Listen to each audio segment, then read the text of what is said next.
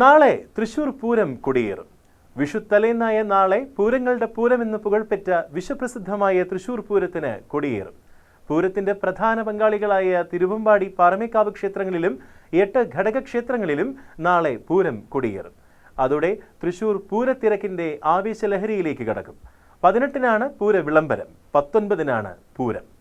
തിരുവമ്പാടി ക്ഷേത്രത്തിൽ നാളെ രാവിലെ 11-നും 11:30-നും ഇടയിലാണ് കൊടിയേറ്റം.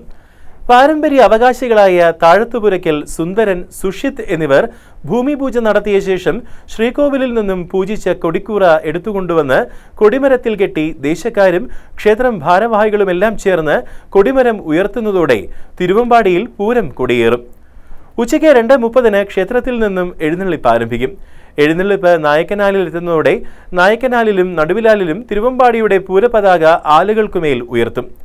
പിന്നീട് ശ്രീമൂലസ്ഥാനത്ത് മേളം കൊട്ടിക്കലാശിച്ച് നടുവിൽ മഠത്തിലെത്തി ആറാട്ട് കഴിഞ്ഞ് ഭഗവതി വൈകിട്ട് 5 മണിയോടെ തിരിച്ചെഴുന്നള്ളും.